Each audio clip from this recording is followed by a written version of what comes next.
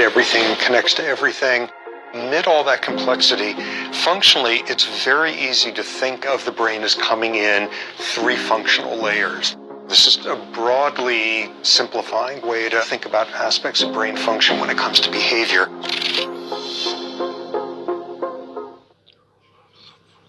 This is highly schematic. The brain really doesn't come in three layers, but one can think of the firstmost, the bottommost, the most ancient as being what's often termed the reptilian brain. We've got the same wiring as in a lizard, as in any ancient creature. Ancient wiring at the base of the brain. And what does that region do? All the regulatory stuff. Your body temperature changes, it senses it and causes you to sweat or shiver. It's monitoring your blood glucose levels. It's releasing hormones that are essential to sort of everyday shopkeeping. It's just, keeping regulatory stuff in balance. Sitting on top of that is the limbic system, the emotional part of the brain. This is very much a mammalian specialty. We're off there in the grasslands, butting heads with somebody else with antlers, and it's your limbic system that's heavily involved in having to do with fear, arousal, anxiety, sexual longings, all those sorts of things. Then sitting on the top is the layer 3, the cortex. Most recently evolved part of the brain. It's the part of the brain that does impulse control, long-term planning, emotional regulation. It's the frontal cortex that whispers in your ear saying, do you really, really want to do that right now? Functionally, it's very easy to think of the simplistic flow of commands. Layer 2, the limbic system, can make layer 1, the reptilian brain, activate. When is that? Your heart speeds faster, not because of a regulatory reptilian thing, ooh, you've been cut, something painful, but an emotional state. You're a wildebeest and there's some scary, menacing wildebeest threatening you, and that emotional state causes your limbic system to activate the reptilian brain and your heart beats faster.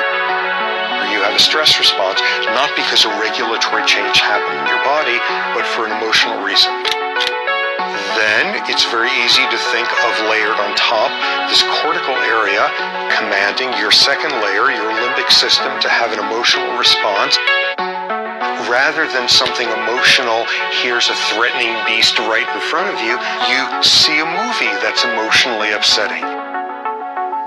These are not real characters, they're pixels, and it's your cortex that's turning that abstract cognitive state into an emotional response. Likewise, your cortex, layer 3, could influence events down in layer 1. A purely cognitive state, on the other side of the planet there are people undergoing some traumatic event and I feel upset about it, and your reptilian brain responds. So it's very easy given that to think of a 3 talks to 2 talks to 1 sort of scenario. Just as readily though, 1 talks to 2 talks to 3. What's your reptilian brain talking to your cortex? Remarkable finding. When we're hungry, we make harsher moral judgments about people's transgressions. We're less charitable. We cheat more in economic games.